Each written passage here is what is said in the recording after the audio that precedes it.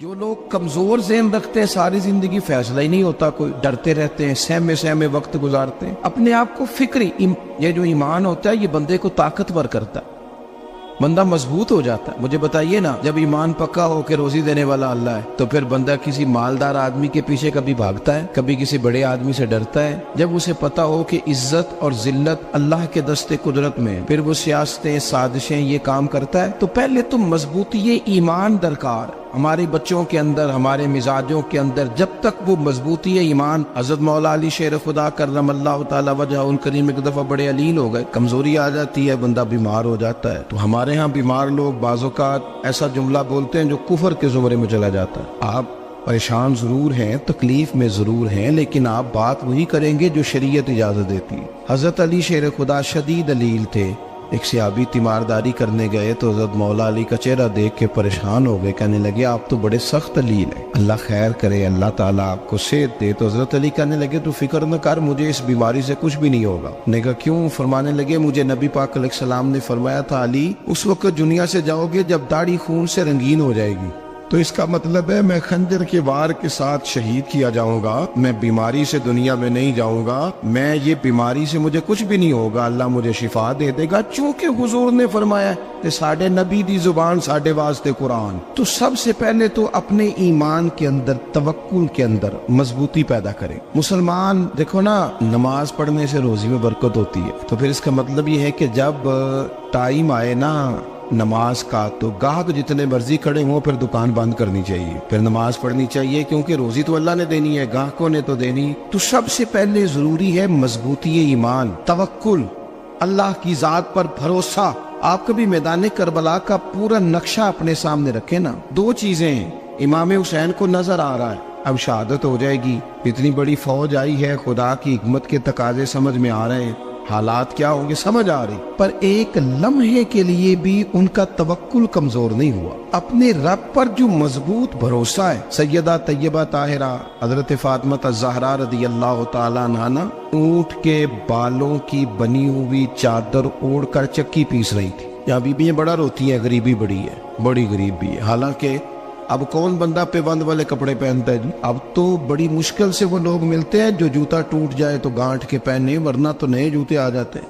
حضرت سیدہ پاک اونٹ کے بالوں کی بنی ہوئی چادر اوڑھ کے چکی پیس رہی تھی۔ نبی پاک صلی اللہ علیہ وسلم نے دیکھا، آنکھوں میں آنسو ضرور آئے، پر محبوب نے فرمایا فاطمہ دنیا میں تھوڑی سی تکلیف برداشت کرو، قیامت کی ساری عزت اللہ آپ کو ہی عطا فرمائے گا۔ تو توکل کی مضبوطی، اللہ کی ذات پر بھروسہ، اپنے رب کریم کے ساتھ امیدوں کا وابستہ کرنا، اس سے مضبوطی آئے۔ دوسرا فرمایا وَعَمِلُوا الصَّالِحَاتِ، بہترین عمل کیا جائے زندگی میں، نیک اعمال کیے جائے، وقت ضائع نہ کیا جائے، ہر وقت کوئی نہ کوئی کام بندہ کرتا رہے۔ یہاں بہت سارے لوگ ہیں جن کو لوگ نیک کہنا شروع کر دیتے ہیں نا، وہ سمجھ لیتے ہیں شاید ہم سچی مچی نیک ہیں۔ لوگ جو کہتے ہیں حضرت صاحب کی بلا، پیر صاحب کی بلا، میں یہ طالب علموں کو، دوستوں کو، بلکہ اپنے آپ کو بھی کئی دفعہ کہتا رہتا ہوں، اپنے آپ کو سمجھاتا ہوں کہ یہ لوگ تجھے کہہ رہے ہیں حضرت صاحب، یہ تو رات کو تو اپنے آپ سے پوچھنا، اپنے رب سے پوچھ، کبھی موقع ملے تو اپنی گریبان میں جھانک، غور کر کے تیری کیفیت کیا ہے، تنہائی میں تیرا دل اللہ سے جڑتا ہے کہ نہیں، عبادت میں دل لگتا ہے کہ نہیں،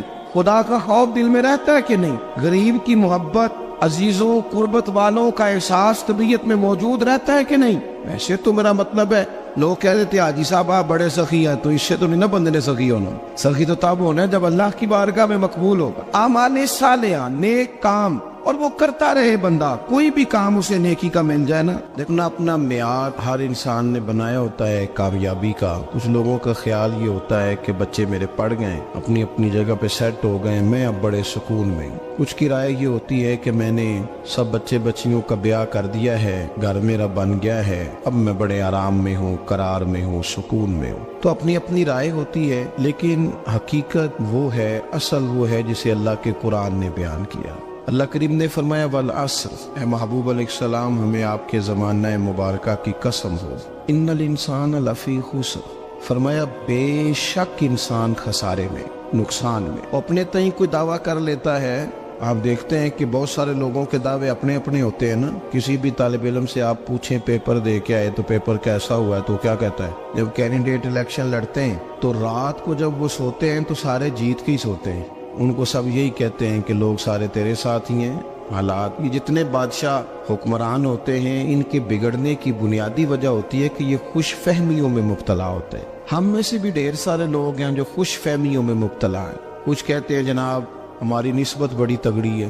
بھئی نسبت تو امام حسین سے تگڑی تو کسی کی نہیں نا. تو ساری رات نماز پڑھتے تھے, روزے رکھتے تھے, اللہ کو یاد کرتے تھے. آپ خالی نسبت پر بیٹھ کر عمل چھوڑ جائیں تو یہ کیسے ممکن ہے؟ تو اپنے اپنے تئیں لوگوں نے معیار کامیابی کے قائم کر لیے ہیں. اللہ فرماتا ہے کہ محبوب مجھے قسم ہو زمانے کی, انسان نقصان میں, یہ دن بدن جو وقت گزار رہا ہے تو اس کا نقصان, اس کا خسارہ, اس کا گھاٹا بڑھتا جا رہا ہے روز نقصان میں. کتنا کتنا عمر کا حصہ لوگوں نے ضائع کر دیا, کتنے کتنے بہترین لوگ تھے لیکن روزی روٹی کے پیچھے وقت سارا برباد ہو گیا. یہ رزق حلال کے لیے دوڑ دھوپ ہو وہ تو بڑی بات, لیکن تکبر کے لیے اور خواہشات, بیجا خواہشات کی تکمیل کے لیے, ایک دوسرے سے آگے بڑھنے کے لیے بڑا وقت ضائع کیا لوگوں. اچھا کوئی بھی نہیں جیتا, خاندانوں میں بھی کوئی نہیں جیتا, برادریوں میں بھی کوئی نہیں جیتا, پر لڑائی ساری زندگی کی ہے. میں نے آگے گزرنا, میں نے آگے, حالانکہ کوئی کسی کو جیتنے دیتا ہی نہیں. اپنے اپنے تئیں لوگوں نے معیار قائم کیے کامیابی کے. اللہ فرماتے ہیں بے شک انسان نقصان میں ہے, لیکن جس میں 4 خوبیاں پائی جائیں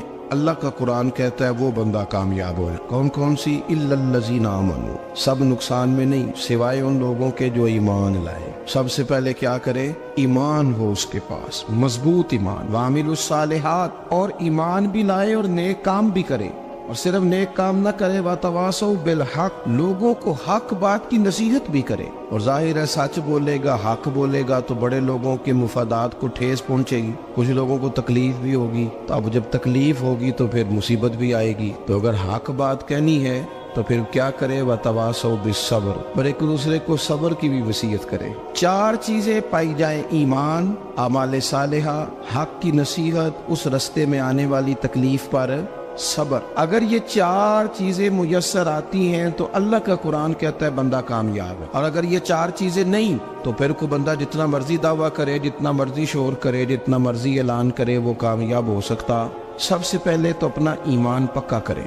یہ جو کچی پکی باتیں کرتے ہیں نا لوگ, مسلمان جو ہوتا ہے نا, مسلمان وہ لاوارث نہیں ہوتا, وہ وارث والا ہوتا ہے. اس کا رب ہر وقت اپنی رحمت سے اس کی حفاظت کرتا ہے. مسلمان ہر وقت نبی پاک علیہ السلام کے نگاہ کرم میں رہتا ہے. اسے کمزور باتیں نہیں کرنی چاہیے کہ میرے کو پیچھے چڑھ گیا تو پتہ نہیں کیا ہو جائے گا, برادری مخالف ہو گئی تو پتہ نہیں کیا ہو جائے گا, سچ بول دوں گا تو لوگ پتہ نہیں مجھے مار دیں گے. ایسا ہو نہیں سکتا. چھری حضرت ابراہیم چلائے بھی نا تو حضرت اسماعیل کے حلق پہ چلنا اس نے تب بھی ہے جب اللہ حکم کرے گا. تو اللہ کی حکمت ہوگی, حکمت الہی ہوتی ہے تو کوئی کام ہوتا ہے, ورنہ ہوتا. تو اپنی طبیعت میں مضبوط ایمان, توکل, اللہ پہ بھروسہ, مضبوطی افکار کی, کچی باتیں نہیں. دیکھو نبی پاک صلی اللہ تعالی علیہ وسلم نے فرمایا نیکی کو کبھی حقیر نہیں سمجھنا, کبھی حقارت سے نہیں نیکی کرنی کہ یہ بڑی چھوٹی ہے تو میں اس کو کروں. اب فرمایا کبھی حقیر نہ سمجھنا, نیکی کا کام جو بھی ملے کر دینا. فرمایا اگر بھائی سے مسکرا کے ملو گے بنا تو اس پر بھی اللہ تمہیں صدقے کا ثواب عطا کرے گا. ہم تو اس دین سے کے ماننے والے ہیں جو کہتے ہیں تو گلی سے روڑا اٹھا دے, کانٹا اٹھا دے, کسی کی تکلیف دور کر دے, کسی پر گنجائش کر دے, کسی کے لیے آسانی کر دے. جو بھی خیر کا کام میسر آئے پورے دن میں اسے چھوڑے نہیں. صبح گھر سے نکلے, وہ ایک صحابی تھے, غالباً تابعی تھے, تو بازار جاتے اپنے غلام کے ساتھ تو سارا بازار گھوم کے واپس آ گئے. خادم نے کہا جناب کو نہ کوئی خریدا نہ کچھ بیچا. تو آپ سارا بازار گھوم کے آ گئے. فرمانے لگے تیرا کیا خیال ہے؟ میں نے کچھ بھی نہیں کیا.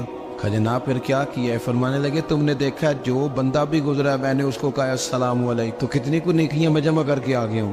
کوئی خیر جو میسر آئے. ہم سمجھتے ہیں کہ شاید کو کروڑ کو روپیہ ہوگا تو پوری مسجد بناؤں گا تو پھر میں نے نیکی کر دی ہے. شاید جناب میں, حالانکہ یہ چھوٹے چھوٹے کام ہے نا, چھوٹے چھوٹے کام, ان کی تو زیادہ ضرورت ہوتی ہے, ان کی تو زیادہ حاجت ہوتی ہے. کوئی آپ رستے میں گزر رہے ہیں تو نیچے کوئی کھڈا بنا ہوا ہے تو اس پر ہم کیا کرتے ہیں, گاڑی میں بیٹھ کے تبصرہ کرتے ہیں اے روڈ کھورے کدو بننا ہے. بھئی یہ کھڈا ہے نا تو آپ نیچے اترے نا, تو آپ دھابڑا لیں نا, کئی پکڑے نا, یہ تو 5 منٹ کا کام ہے, یہاں آسانی کر دے نا, آپ اس میں گنجائش کر دیں. حضور سید عالم علیہ السلام نے فرمایا, امام راضی نے حدیث لکھی ہے, قیامت کے دن ایک بندے کو اللہ معاف کرے گا تو مالک, وہ بندہ عرض کرے گا یا اللہ میں تو بڑا گناہگار ہوں, کس وجہ سے معافی ہوئی؟ فرمایا رات کے وقت تو گزر رہا تھا, تیرے پیر سے روڑا ٹکرایا تھا, تو نے اٹھایا ادھر ادھر دیکھ کے کہ کوئی اللہ کے کسی بندے کو تکلیف نہ ہو جائے.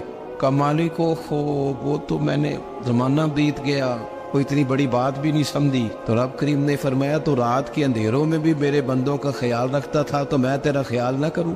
کوئی عمل ہمارے ہاں لوگ کوئی کام نہیں کرتے, بالکل نہیں, کوئی کام نہیں, نہ بڑے نہ چھوٹے نہ سمجھدار نہ ان پڑھ, کچھ بھی نہیں. نشستن گفتن برخاستن, بیٹھو راج کے گپے مارو, تبصرے کرو فلانا کچھ نہیں کر رہا, فلانا کچھ نہیں کر رہا, اس کے بعد اٹھ کے چلے جاؤ. کچھ کریں, وعاملوا الصالحات, نیکیاں جمع کریں زندگی میں, خزانہ بنائیں, خزانہ, اپنی ڈیوٹیاں اپنی ذمہ داریاں پوری کریں, ہر وقت کام, ہر وقت ذمہ داری, ہر وقت ڈیوٹی. دیکھیں نا امام حسن اور حسین, ان کی آپ کبھی زندگی کا مطالعہ کریں. فرض نماز کے علاوہ 100 رکعت نماز نفل روز پڑھنی ہے, پتہ کرنا ہے غریب کہاں کہاں ہیں, ان کا خیال رکھنا ہے, اور نیرے پیسے نہیں دینے. ہمارے لوگ غریبوں کو پیسے ضرور دیتے ہیں, عزت نہیں دیتے.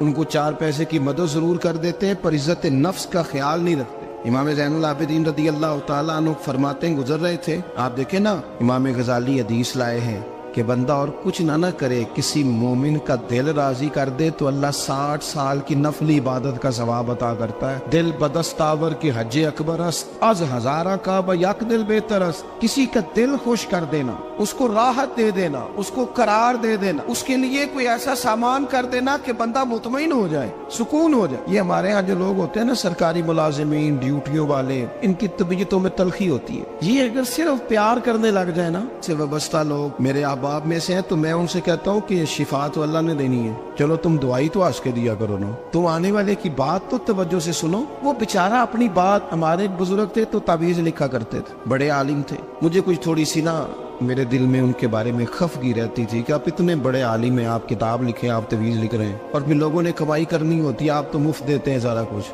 اتنی لمبی ڈیوٹی, سارا دن بیٹھے رہتے ہیں آپ اور لکھتے تعویذ ہیں. میں نے ایک دن ان سے گزارش کی, میں نے کہا شیخ آپ بڑے آدمی, جن لوگوں کو اللہ نے رسوخ فی العلم عطا فرمایا ہوتا ہے, ان میں سے آپ, اللہ نے آپ کو پختگی دی ہے علم میں, شعوری عالم میں, آپ سارا دن تعویذ.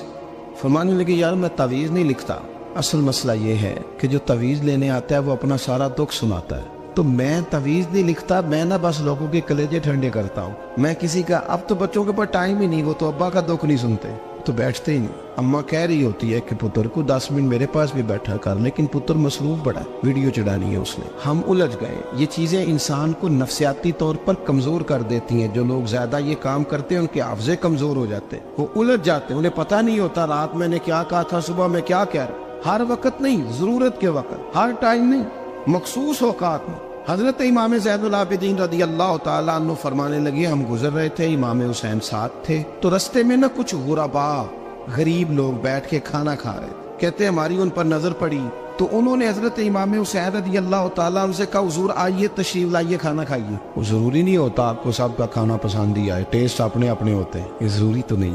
کھانا پسند نہ بھی آئے تو دل تو پھر بھی راضی رکھنے چاہیے. قربان جائیں, نبی پاک نے کس طرح ہماری تربیت کی.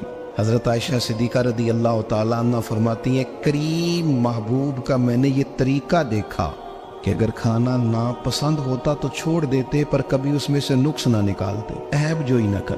گرمی کے موسم میں کھڑی ہے بیچاری خاتون, اور کتنی مشقت سے اس نے کھانا بنایا, اور کتنی گرمی صحیح ہے چولہے کے سامنے, لیکن صاحب کو کھانا رکھا ہے تو وہ کہتے ہیں یہ تو کی پکایا ہے, وہ کھانے والی چیز ہے بھئی, اس طرح کرنا, اب جو اگلی انڈیا وہ تو پکا, آنا تو کھڑا ہو. یہ پتہ چلی یہ کام کتنی مشقت کا ہے. زندگی میں کچھ تھوڑا سا دوسروں کا خیال رکھنا, یہ بھی تو دین کا حصہ ہے. آپ اپنی زندگی میں ہمیشہ اپنے لیے سوچیں, کسی اور کا سوچیں ہی نہ. تو میرے عزیز یاد رکھیں گے آپ, امام زین العابدین کہتے ہیں نبی پاک صلی اللہ تعالیٰ علیہ وآلہ وسلم نے نا حضرت امام علی مقام کی, امام حسن اور حسین کی اس طرح سے کچھ تربیت فرمائی تھی کہ غریب پروری ان کے اندر رچ بس گئی, مزاج بن گیا. وہ غربا بیٹھے تھے, دسترخوان بچھائے سڑک کے کنارے, تو امام حسین گزرے تو انہوں نے آواز دی. امام صاحب لوگ ذائقہ نہیں لگے, حضور تھوڑی روٹی نہیں کھا لیتے ہمارے ساتھ. تو امام صاحب آ گئے, نیچے بیٹھ گئے غریبوں کے ساتھ. کوئی جرت کرے نا, چلو امیروں نے تو غریبوں کے ساتھ بیٹھنے کی جرت نہیں کرنی, کوئی پیر ہی بیٹھ جائے غریبوں کے ساتھ, وہی مہربانی کر دے کہ میں پیر صاحب ہوں, قبلہ ہوں,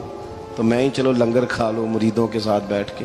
ہماری تو محفلوں میں بھی نا جی نعت خانوں کا، مولویوں کا، دوسروں کا کھانا اور ہوتا ہے، اور غریب آدمی کو شاپر میں چاول ڈال کے دیتے ہیں، ساتھ اسے کہتے ہیں یہ لنگر شریف ہے۔ بھئی اگر یہ شریف ہے، تبرک ہے، تو اے پیر صاحب نو نہیں سی لنگدا، اڑتا ہے گلے میں لنگر ان کو۔ یہ لنگر شریف جو ہے یہ نعت خان کو بھی تو گزرنا تبرک ہے کہ نہیں؟ ہاں نہ تو کرو نا، تو جیڑی زیادہ تبرک والی شے ہے وہ پیراں نو بھی تو کھانی چاہیے نا، نعت خان کو اس کے لیے علیحدہ سے مرغ مسلم اعلیٰ کھانے۔ میں اکثر دوستوں سے کہتا ہوں چلو میلاد شریف پہ صحیح سب کے لیے اچھا کھانا پکاؤ، چلو جس غریبوں کے بچوں کو بیچاروں کو سارا سال وہ بوٹیوں کے لیے لڑتے ہیں، تم میلاد پہ اچھی روٹی پکا دو، تو بچہ جب کھائے گا نا بہت ساریاں بوٹیاں اور چاول، اور اپنے ابا سے پوچھے گا کہ ابا جی آج کی گل ہے، تو ہو سکتا ہے غریب باپ روئی پڑے اور اسے کہے پتر تو آج راج راج کے کھاج ساڑھے نبی پاک دا میلاد شریف۔ تو امام حسین رضی اللہ تعالیٰ عنہ نا آ کے غریبوں کے بیچ بیٹھ گئے زمین پہ، انہوں نے کہا کھائیے، تو وہ جس طرح وہ کھا رہے تھے نا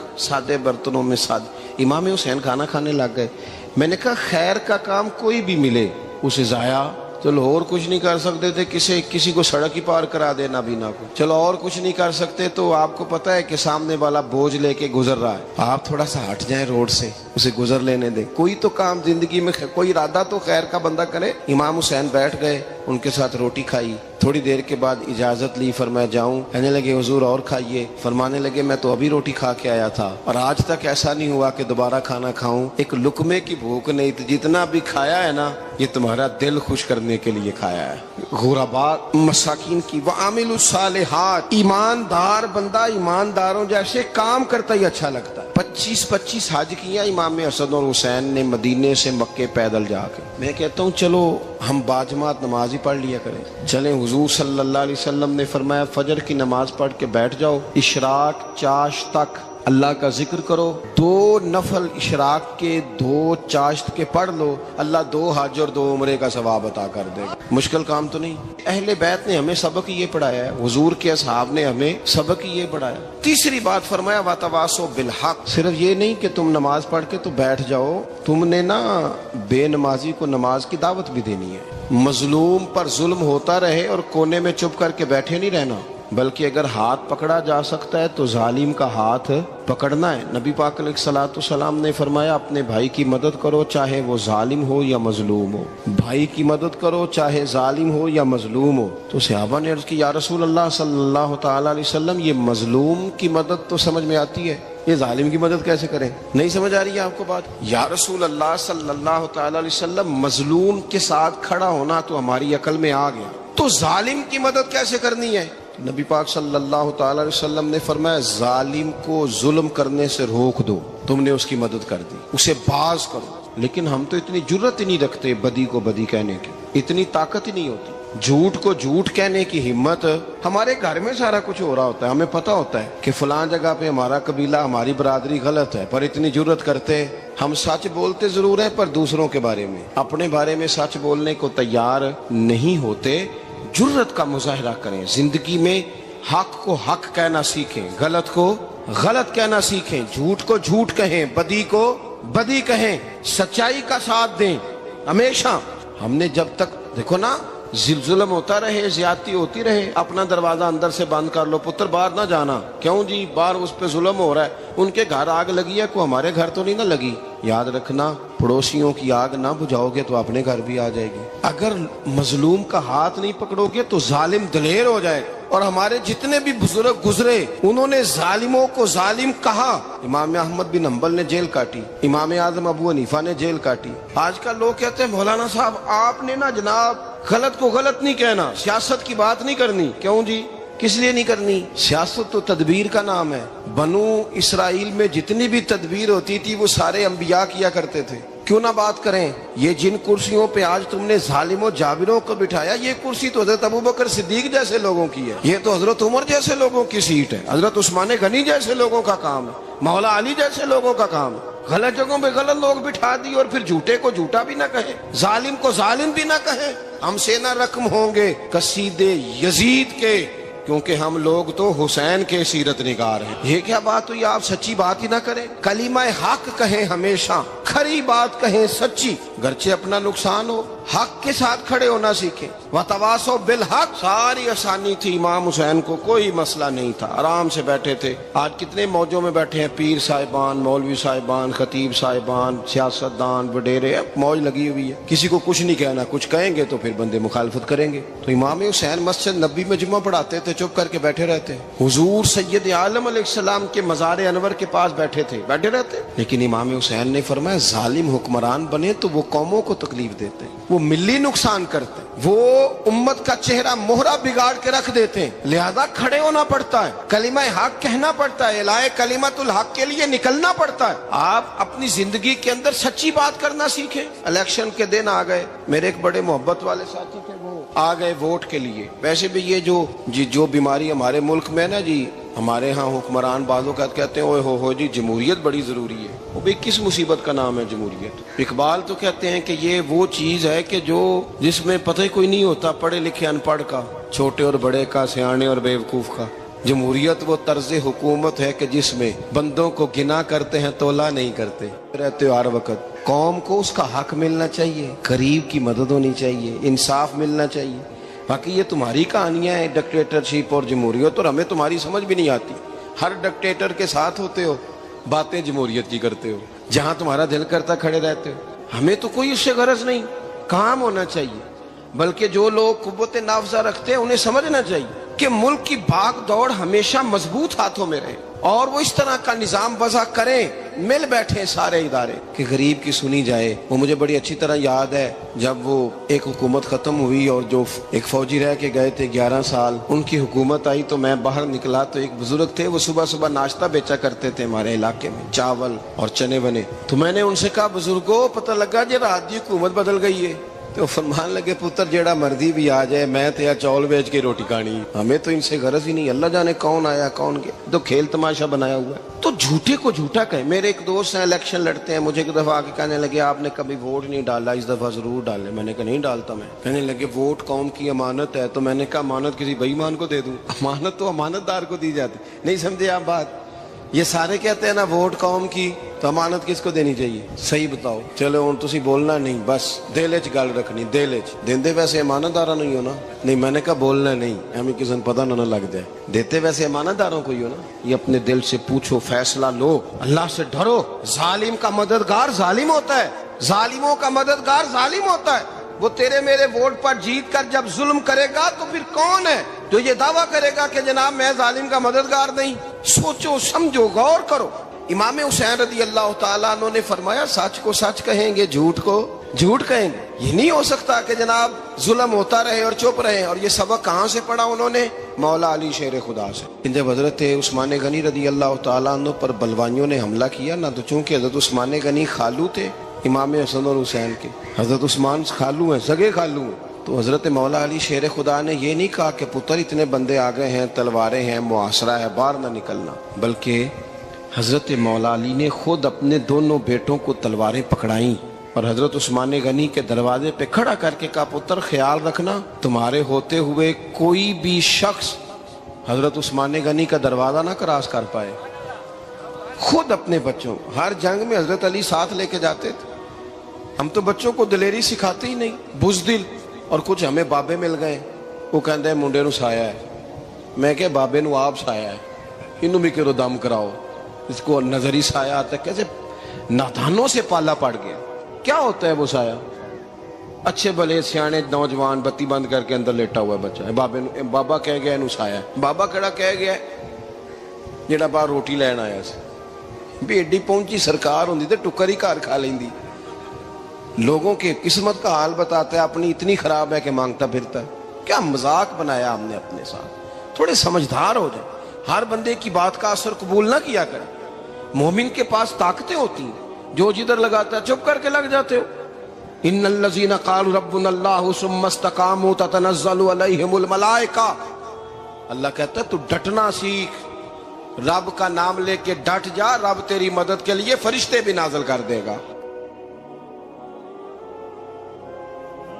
फरमाया ये नबी मोमिनों के जानों से भी ज्यादा करीब है। हम बड़ा आम लफ्ज बोलते हैं कि फलां चीज मेरे दिल के बड़ी करीब है, मेरी सोच के बड़ी। जो लोग दिल के करीब होते हैं उनके पास उठने बैठने को दिल करता है। تو اللہ کریم نے قرآن پاک میں فرمایا کہ یہ پیغمبر صلی اللہ علیہ وسلم تمہاری جانوں سے بھی تمہارے قریب ہے، اور حضور نے وضاحت کر دی، نبی پاک نے وضاحت کر دی. حضور نے فرمایا لا یؤمن احدکم حتی اکون احب الیہ من والدہ وولدہ والناس اجمعین، او کما قال نبی صلی اللہ علیہ وسلم. فرمایا تم میں سے کوئی اتنی دیر تک مومن ہو ہی نہیں سکتا جب تک ہر چیز سے بڑھ کر مجھ سے پیار نہ کرے. ایک مثال دے لوں، بات آسان ہو جائے گی. جس گھر کے اندر پیسہ بے شمار ہو، دولت بے شمار ہو، مکان ایک نہیں چار ہو، اور دنیا کی ساری آسانیاں گھر میں موجود ہو، سارے دوست میری بات پہ توجہ کرنا، ہر شے ہو، بینک بیلنس بھی ٹھیک ٹھاک ہو، بچوں کا فیوچر سیف ہو، لیکن گھر کے اندر میاں بیوی کی صلح نہ ہو. بچے کہتے ہیں گھر میں ہر چیز ہے پر امی اور ابا کا جھگڑا ہر وقت جاری رہتا ہے، وہ گھر صحیح چلتا ہے؟ آپ نے بولنا اس لیے نہیں کہ یہ باتیں لوگ، یہ گھر کے اندر کی باتیں ہیں نا. حالانکہ پاکستان کا تجزیہ یہ ہے کہ 95% میاں بیوی کے حالات ٹھیک نہیں. پاکستان یہ سرکاری اعداد و شمار ہے، 95% گھروں میں اختلاف رائے. یہ بات ذہن میں بٹھا لیں کہ میاں بیوی کا اگر اتفاق نہیں نہ ہوتا تو وہ کہیں کہ گھر میں کوئی بھی خوشی رہے گی تو یہ ممکن ہی نہیں، یہ سوال ہی نہیں پیدا ہو. 6 بچے ہوتے ہیں اور شادی کو 24 سال گزر جاتے ہیں پھر بھی طلاق ہو جاتی ہے، اس لیے کہ میاں بیوی کے لیے سب سے ضروری چیز آپس کی محبت ہے. اور یار کیا خوبصورت انداز ہے میرے رسول پاک علیہ السلام کا. جتنی شاندار طبیعت حضور نے مولا علی شیر خدا کی تھی اتنی کوئی کر سکتا ہے؟ اور جتنی اعلیٰ ترین تربیت اور حسن سیدہ فاطمہ کو اللہ نے دیا کسی اور کو مل سکتا ہے؟ لیکن میرے نبی پاک علیہ السلام نے ان کی شادی کے بعد ان کو اکٹھے بٹھا کے ان کے سر آپس میں جوڑ کے ہاتھ اٹھا کے دعا کی تھی کہ اے اللہ ان کے درمیان محبت پیدا فرما دے. میاں بیوی کے درمیان جو سب سے اہم چیز ہے وہ محبت ہے. بچے کہتے ہیں ہم کدھر جائیں، ابا کی سنے کہ اماں کی سنے؟ اور اکثر گھروں میں بچوں کی تربیت رک جاتی ہے اس لیے کہ میاں بیوی کا سلوک نہیں ہوتا، تباہی اتر جاتی. گھر کے اندر ہر شے ہے پر ان کا پیار نہیں. پتہ یہ چلا کہ گھر میں محبت نہ ہو تو گھر نہیں چلتا. اگر محبت کے بغیر ایک گھر نہیں چل سکتا تو محبت مصطفیٰ کے بغیر دین کیسے چلے گا؟ گھر نہیں چلتا میرے بھائی، ٹوٹ جاتا ہے، بکھر جاتا ہے. سارا کچھ ہونے کے باوجود میں نے مردوں کو روتے ہوئے دیکھا ہے، عورتیں تو روتی ہیں، میں نے مردوں کو روتے ہوئے دیکھا.